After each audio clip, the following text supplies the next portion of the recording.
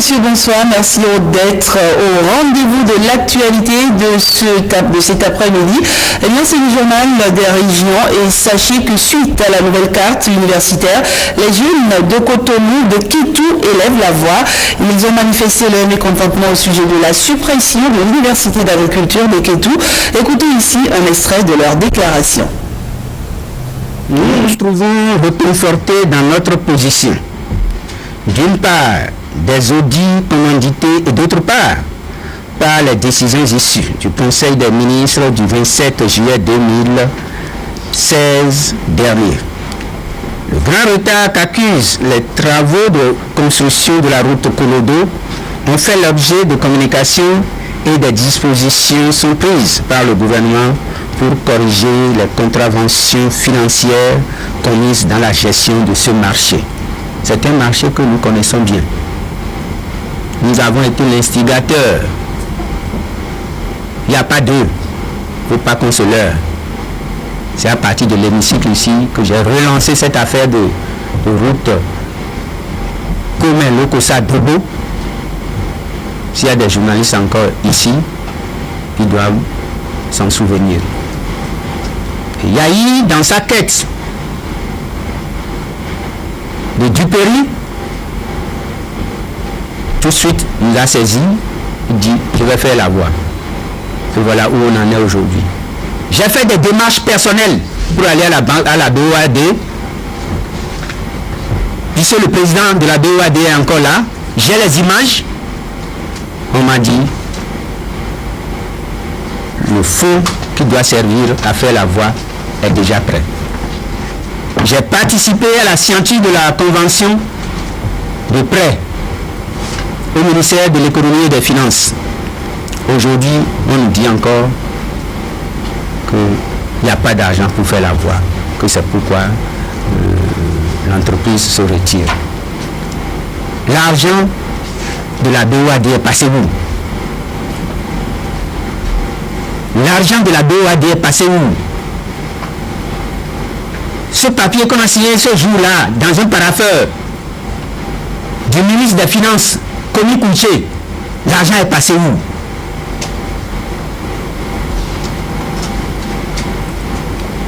Nous sommes partis pour une traversée de Lokossa en double voie de 9 km 500.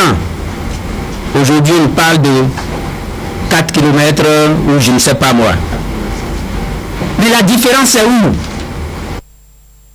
Voilà toutes nos excuses. Vous venez plutôt de suivre ce point de presse de l'honorable d'Apes Sossou qui soutient le gouvernement par rapport aux audits commandités. Donc, il a fustigé le sort réservé à la route Komé-Lokossa-Dobo qui est en souffrance.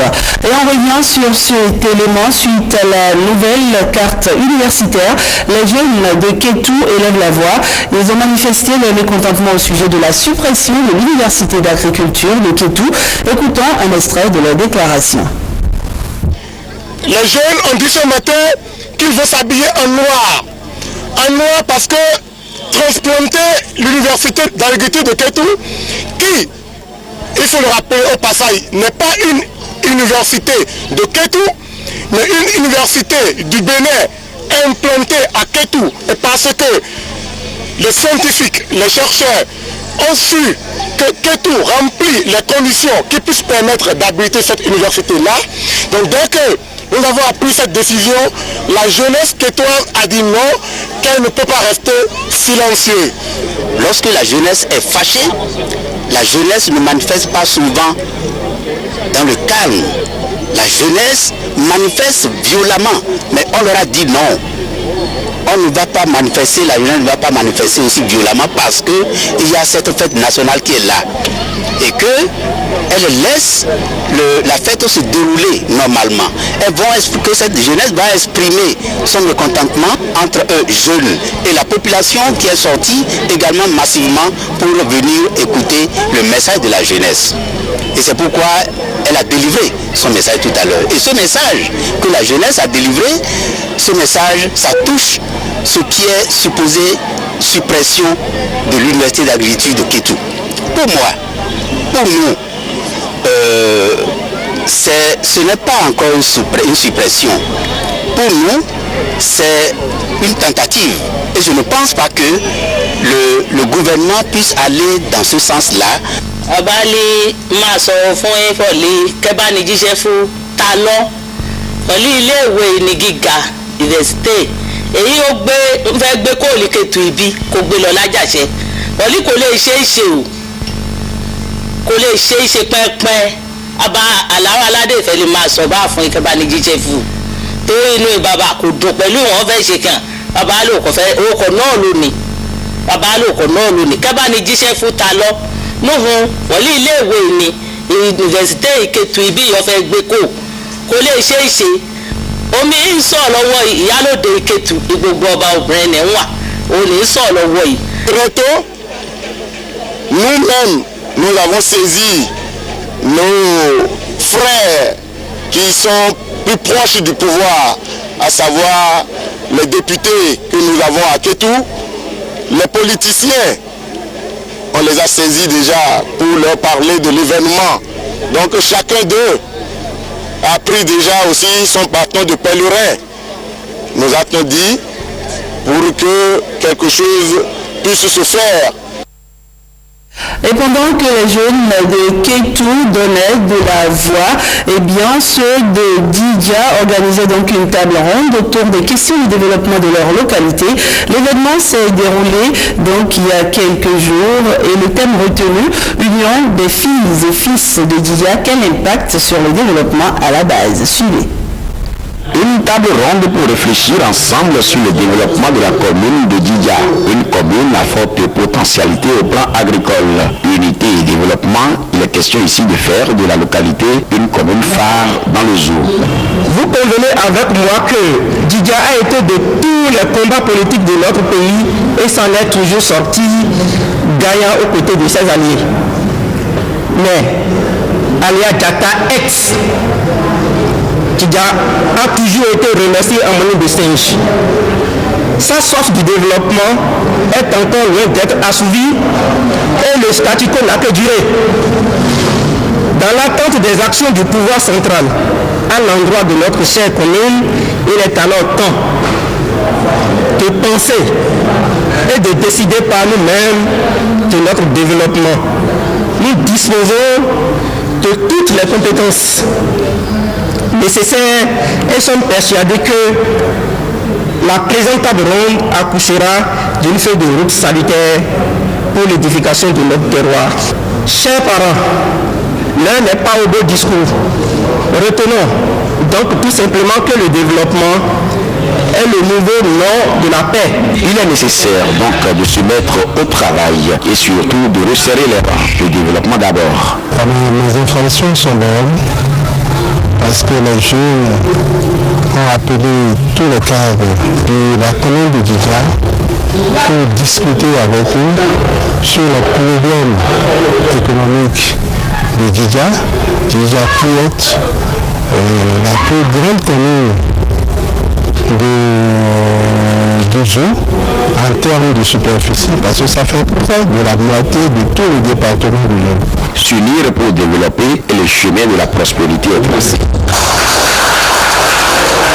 Et encore à présent de cette cérémonie de remise de motos aux secrétaires administratifs d'arrondissement chargés de la collecte des données pour l'établissement des actes de naissance dans 3 communes, à savoir Benderekez, Zayanado et Kouikame. C'est une initiative de plan Bénin qui vise à faciliter le travail sur le terrain. Plus de précisions avec Gilles Dansou et Ernest Tétégou. Suit sa lutte pour la gouvernance locale et la participation citoyenne dans le développement. 2 secteurs sont ciblés, eau et état civil. Des moyens de travail sont mis à la disposition des agents qui sont au quotidien sur le terrain. Plan international Bénin a jugé opportun et nécessaire de venir en appui aux 3 communes du projet dans le secteur de l'eau et de l'état civil. Pour ce faire, il s'est tenu dans l'Union européenne qui a accepté une réallocation de ressources permettant de venir en aide aux populations des 3 communes à travers notamment des motos qui seront affectées au secrétaire d'arrondissement pour faciliter leur déplacement pour la collecte des fiches de naissance, pour l'établissement des actes de naissance aux enfants dans les délais impartis par la loi. Dembereke, Zanyanado et Koulekame sont les 3 communes ciblées et l'importance du projet est démontrée ici. Nous sommes allés dans le secteur de l'état civil. Je sais que le taux d'arrondissement de Kouta, M. Fétouleur, secrétaire administratif d'arrondissement, vont dans les villages pour dire Nambano, Namanamba. Vous avez un jeune bébé au monde, mais vous n'avez pas encore pu venir nous voir, je n'en enregistre pas. Les gens font tout cela avec leurs propres moyens. Mais comment peut-on faire ce travail à pied? Faire le tour des villages à pied. Voilà pourquoi nous devons encore remercier les partenaires internationaux de rue, Social Work, qui ont compris notre dénonce, à savoir qu'il faut doter ces SA-là de motos. Les bénéficiaires témoignent leur gratitude.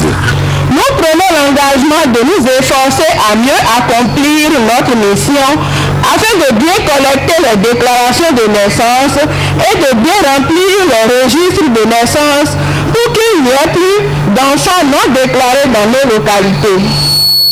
Au nom de tous les secrétaires administratifs d'arrondissement des communes de Boukoumbe, Zanyanado et de Koulekame, je vous remercie sincèrement du fond du cœur pour ce don et pour votre présence en ce lieu. Le véritable développement, c'est d'abord à la base. Et dans cette émission, les populations de Parakou se prononcent à leur tour sur la sortie médiatique du président de la République, Patrice Talon, le 1er août dernier, à travers l'émission à bâton rompu avec le président Patrice Talon, Nestor Sela et Théodore Gandieko.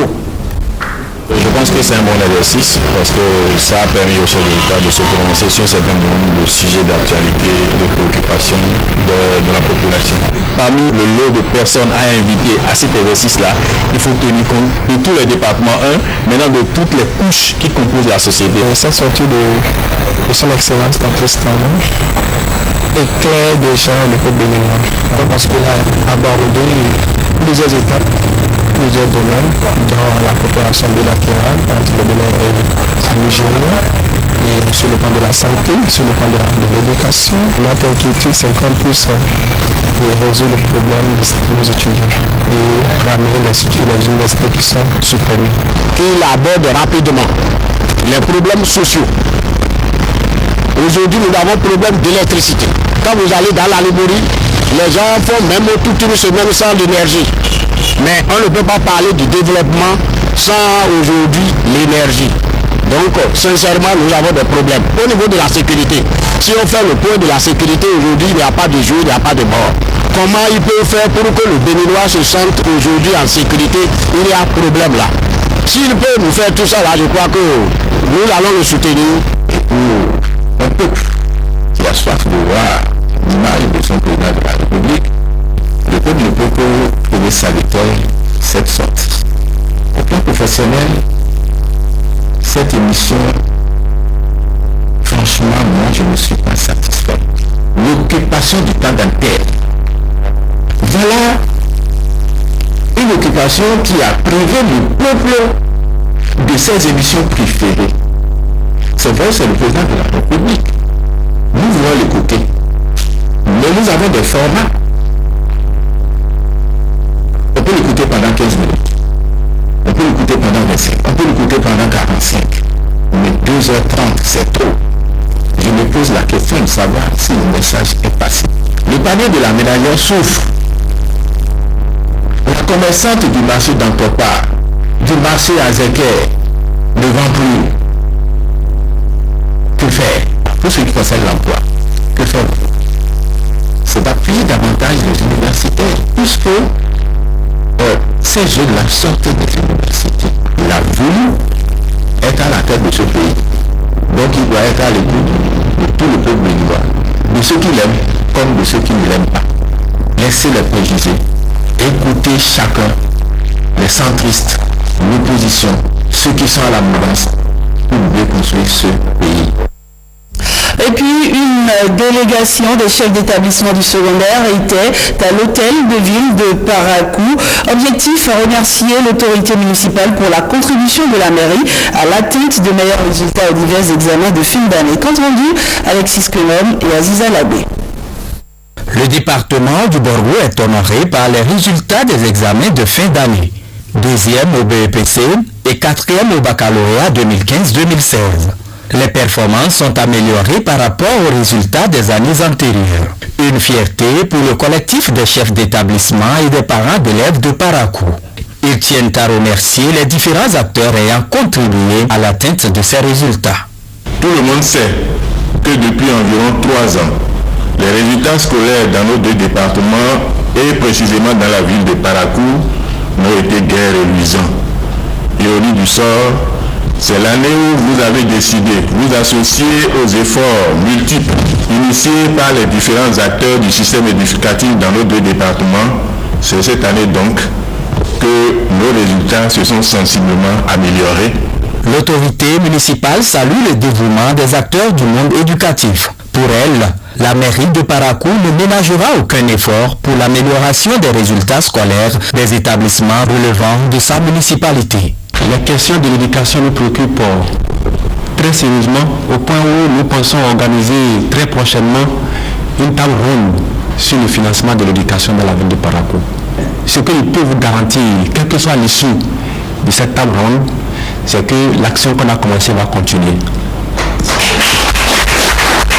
Et nous allons doubler, c'est-à-dire que nous allons prévoir 20 millions dans notre budget 2017 pour l'accompagnement, n'est-ce pas, des travaux dirigés. Il n'y a pas que ça.